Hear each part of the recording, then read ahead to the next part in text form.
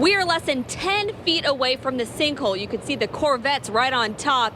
Crews are working 6 days a week to get these cars out. 2 fire engines are blocking the suspected shooter's car that is crashed up against a tree. They're removing his body right now. Derby is all about the fashion, and some designers are even helping people put together the perfect outfit. If this is a public meeting. You listen to me, Judy. You cannot tell these people that they can't have a camera in here. Yes, I can. No, you can't. Don't touch our microphone, sir. You can't kick us out of this meeting. This is a public meeting, so we have a right to be here. Southeast Bullitt Fire Chief Julius Hatfield tried to keep WDRB out of a public meeting of the Southeast Bullitt Fire Protection District. Turn the camera off. I've asked you in a nice way. Buddy, call the cops and get them on up here, will you? Residents want answers too. But when you've got an $800,000 surplus, and you still have your tax rate at the same deal, why don't you lower the tax rate? Hatfield then moved the board meeting upstairs. He serves as the chairman of this board and the vice president of the fire department board. 5 other board members attended this meeting. Thank you. Chief, you can't throw our microphone. Drop that thing. No, you didn't drop it, you threw it. I'm putting another one down, and it better not be thrown. Here is how it works. The Southeast Bullitt Fire Protection District collects the taxes, about $1 million a year, and gives that money to the nonprofit Southeast Bullitt Fire Department for service. The Fire Protection District meetings are quick. This one lasted only 10 minutes. Why are there so many firehouses that are empty? Do you understand English, darling? Do you understand English? I just told you I don't have anything to say to you. I understand English. Okay, I don't thank you. appreciate Good evening. how you're speaking to me. We contract a fire department to do our district work for us, all right?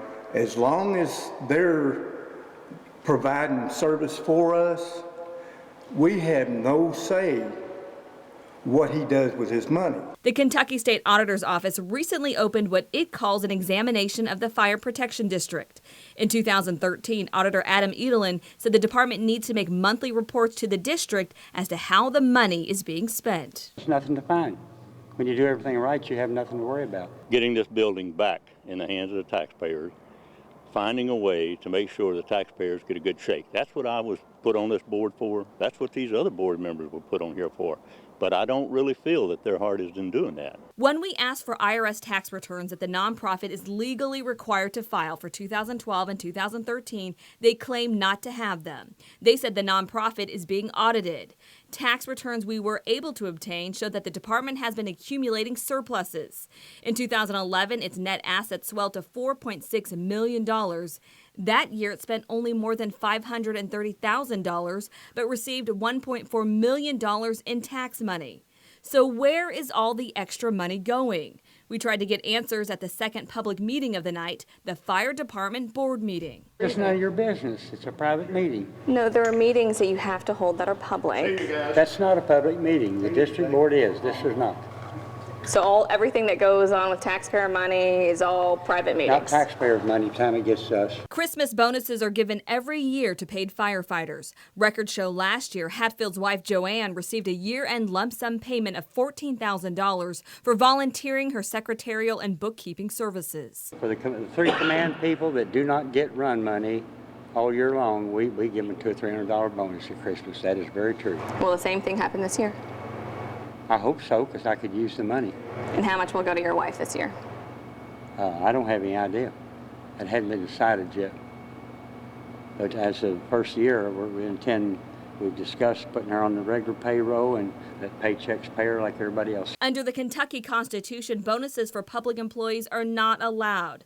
Hatfield says the fire department has 5 full-time employees and more than 30 volunteers, but has 6 fire stations. 2 are basically garages used for storage. The department says it has plans of selling those.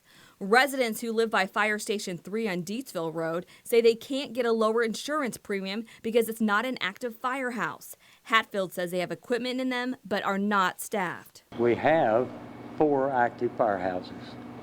English. I'm speaking English here. Do you treat everyone like this, sir? Do what? Treat everyone like the way you're treating me? I'm not treating you in any way other than the way that anybody else would. Mutual aid is another issue. Shepherdsville Fire Chief Lane Troutman says his department, with 15 full-time firefighters and 2 fire stations, can easily help Southeast Bullitt Fire and vice versa. But Hatfield says he will not assist. Between you and me, we've lost $750,000 to Shepherdsville through our annexation. We can't afford to lose much more, or we're going to be out of business. Instead, Troutman says Southeast Bullitt uses Mount Washington and Zonton fire departments for mutual aid.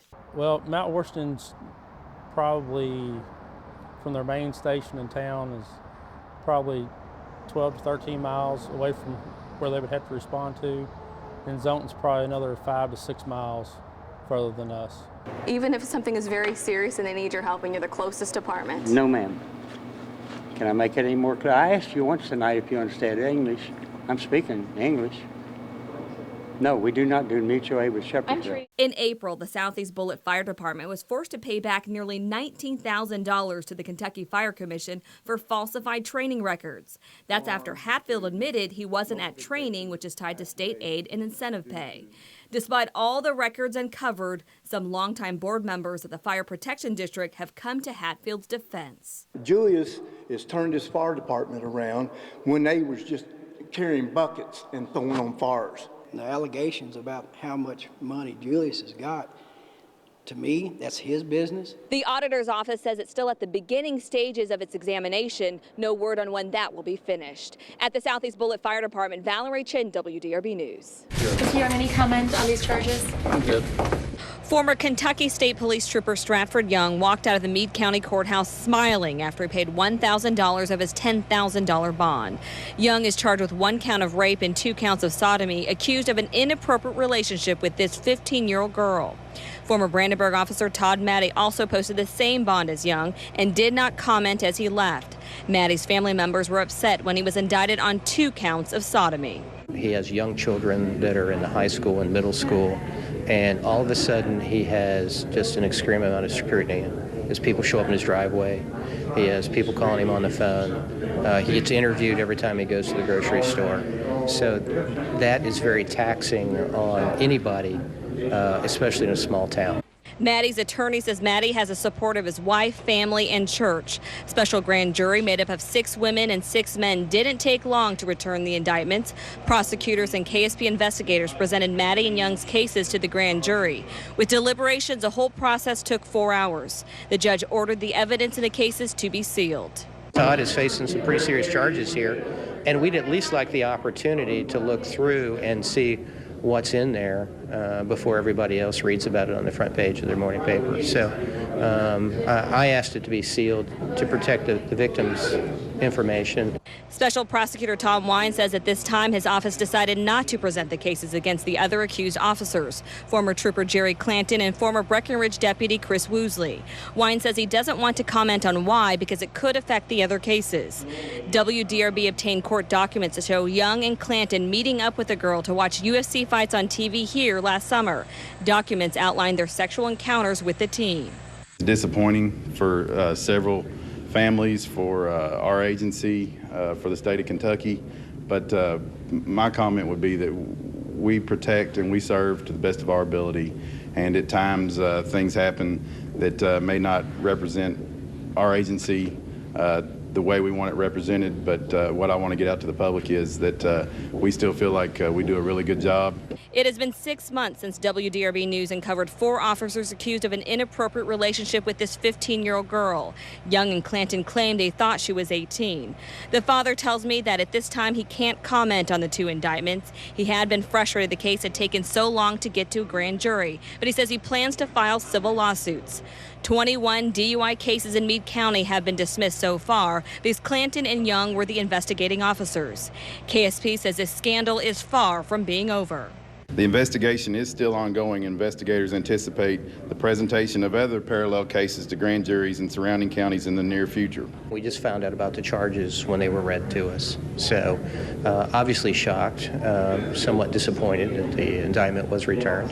But Mr. Maddie looks forward to the opportunity to vindicate himself. Maddie and Young are expected back in court in May. The judge ordered that they have no contact with each other or any females under the age of 18, excluding family members. In Brandenburg, Valerie Chin, WDRB News.